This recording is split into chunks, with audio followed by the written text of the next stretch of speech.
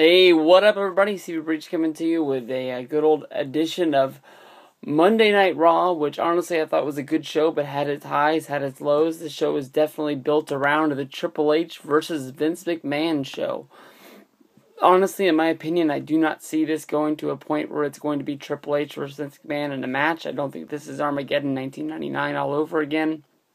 I just honestly think Vince is too old.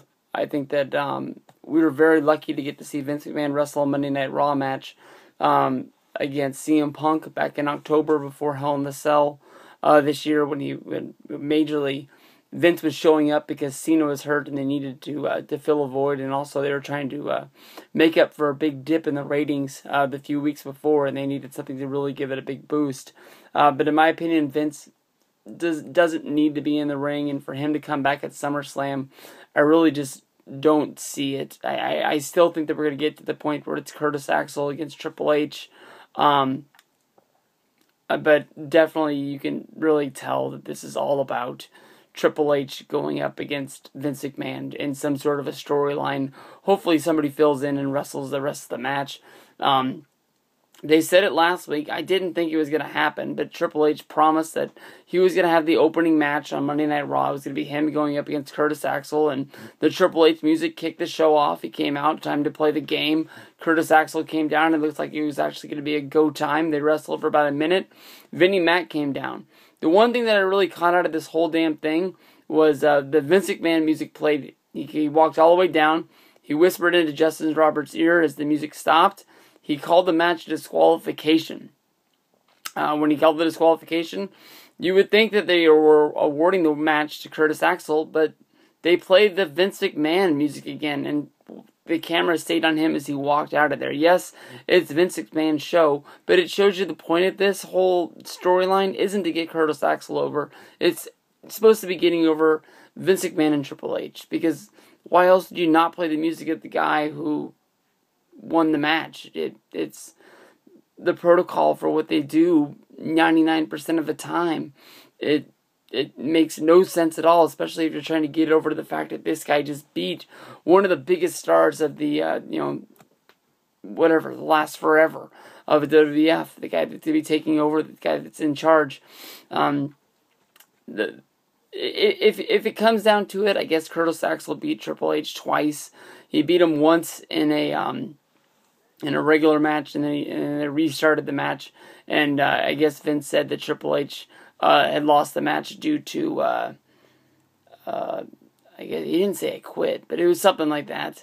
Triple H tried to restart the match, calling it a 60-man Iron Man match, thinking that maybe Vince wouldn't stop it because it was so long. I was really hoping that they were going to trade falls back and forth, and they were going to put a little counter on the screen where just Vince said that Triple H quit, so basically Triple H would hit the pedigree on Curtis Axel and get a pin, and then they would have to keep going until it went over. But I guess Vince took off. He took the bell, and he took the microphone away to sell the whole thing for the whole night. They didn't use the ring bell, which I thought was pretty funny when they started Kane versus Dean Ambrose, and they were getting the fact over that they didn't have a ring bell, and that was the reason that they stopped the first match, was that they didn't have a ring bell, so Triple H wasn't going to be able to start the match. But yet Kane and Dean Ambrose come out here, and the referee's able to start a match, and there's no ring bell. So what the fuck's the difference? It doesn't make any sense to me. It shouldn't even make any sense to you. This is the night that really it started to get to me with the Shield. I love those fuckers. Those guys are awesome. If I had $10 in my pocket, I'd buy the Shield t-shirt, and I'd be ripping it right now. But TNA and WWE have all of my money right now. But basically, it came down to it. Kane and Ambrose had a really, really good match, traded it back and forth, really good brawling action style of stuff. And the Shield fucking ran in when Kane was starting to get the advantage, called the DQ. It doesn't make sense to me how you can call these guys undefeated if they keep losing their matches. Yeah, they haven't been pinned, but they keep losing over and over. Do the same fucking disqualification thing. It really started to get to me tonight, and it comes back later in the night as well. But had a couple throwaway matches. The Miz versus Cody Rhodes, which was actually a good match. Miz beat Cody Rhodes via the figure 4 submission move, and then Wade Barrett, the Intercontinental Champion, he was out there. They were touting the fact that this was going to be a one-on-one match now because Fandango wasn't going to be there.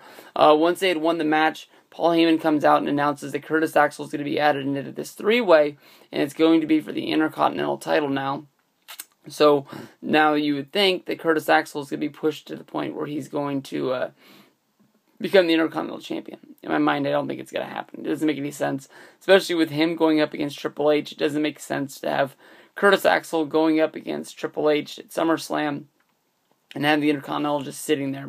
I know they've had matches before on pay-per-views, and the belt doesn't have to be on the line, but I just don't see Triple H wrestling an Intercontinental Champion. It doesn't make any sense to me. It's stupid and dumb, and I don't think it's going to happen. Anytime you have somebody wrestling anybody, it should always be for the title if it's a champion. It made no sense to me when Randy Orton kept beating Antonio Cesaro when he was Intercontinental Champion. I know it's not the World Heavyweight Championship, but it was like to the point of like, if it's a belt Randy Orton doesn't want and he's beat the guy twice, that shows you just what the belt's really worth, and that's pretty much nothing. Chris Jericho wrestled Big E Langston. I'm sitting here right now, I don't remember anything about it. I remember Big E Langston coming out later in the show, but I don't honestly remember this match at all. Antonio Cesaro wrestled Sin Cara. I mean, when I watch Sin Cara matches now, honestly, all I really see is him getting injured. I saw him take a spill out of the ring when Cesaro sort of dumped him over the top, and he did like this sort of like spin cartwheel deal on the way down to the ground, and he hit his head, and I was calling for the Sin Cara concussion, and he'd be sitting at home probably next week, so we'll have to see what pans out for that. But Cesaro was able to win a match. His main event push is actually paying off. They got a win on Monday Night Raw, which is first time, long time deal for him. The Randy Orton and Daniel Bryan thing, to me, pretty much shows you that WWE takes the show that is SmackDown, takes their script after it's all done, crinkles it up, and throws it away. Because sometimes in between Friday and Monday, that show never happened.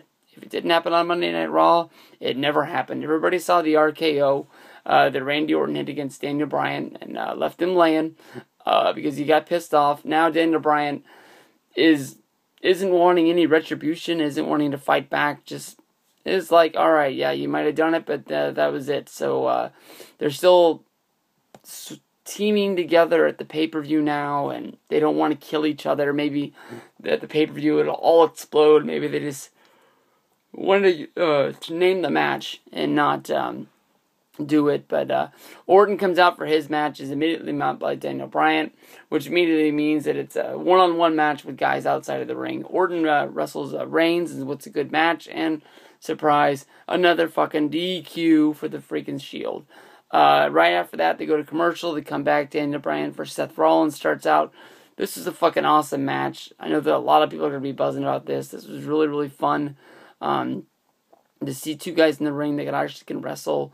A big part of the night was, or the big part of the match was Daniel Bryan kept trying to go over the surfboard on Seth Rollins, trying to hit him, and it was awesome. I mean, this is the first time that you've actually seen a pinfall on the TV when Daniel Bryan beats Seth Rollins, and I thought it was going to be a bigger moment than it was, but freaking awesome stuff, man.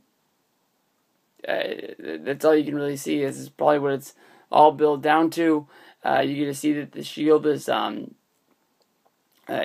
going to be able to, push forward. That it was never really about the undefeated streak. Once they had it and it was real, and they were beating teams on pay-per-views, and they're doing those Kings of Trios matches at like Elimination Chamber and TLC, and they're beating these super teams of superstars. That was awesome. But now we can see what they really can do, and we're not to hopefully hide behind these disqualification finishes. If they're going to lose, let them lose. If they're going to win, they're going to win.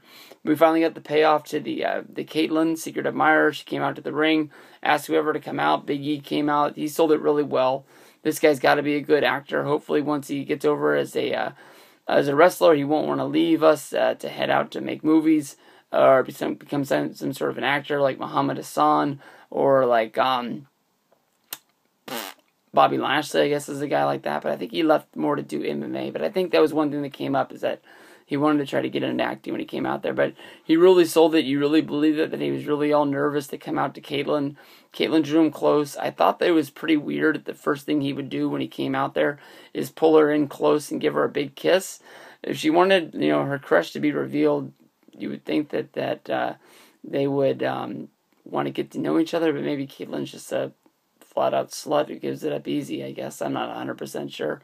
The Wyatt video is coming. I watch these Wyatt family videos and wonder why the Briscoes can't be in WWE TV.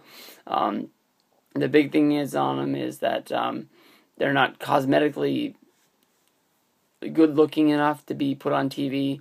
They book these Wyatt guys, hanging out in the woods wearing, sheep masks and shit like that. This is pretty backwoods country-ass shit, and I don't know. I want to see the Briscoes. We'll have to see what happens with these Wyatt guys. A lot of people are really high on them, but a lot of times people come in, people are really high on them, and they sort of change it up on them. I apologize, it's late here, after 12:15. Damien Sandow came out. Damien Sandow also got nominated to be on the Raw, or on the Payback pre-show. He's to be wrestling Sheamus. Here he wrestled a match against R-Truth. Most surprising thing about this is that R-Truth still has a job on WWE. I don't remember the last time I saw him on TV. It's been a good while. Triple H and Vince McMahon meet up. They go face-to-face. They have a big group hug. Vince McMahon says, you know what, you can have the match against Curtis Axel next week. Triple H doesn't want the match anymore, so I don't know what the hell they're doing with this. The whole build-up was that Triple H wanted this match, and now he doesn't want it anymore, so maybe they'll have to do something to push him over the edge to make him where he wants this match. Ryback versus John Cena was just a build-up face-to-face. They brought out all of the lumberjacks outside of the ring. You had everybody out there. Nobody looked like they wanted to be there. Nobody looked like they knew what was going to happen as well. Basically, a fight broke out, and all the lumberjacks had to hold everybody back to stop the two from fighting. The show went off the air, and I guess this was to get you all pumped up to see what was going to happen between Ryback and John Cena. I think that it's going to be a good match, in my opinion. I don't really care what happens. We'll have to see, though.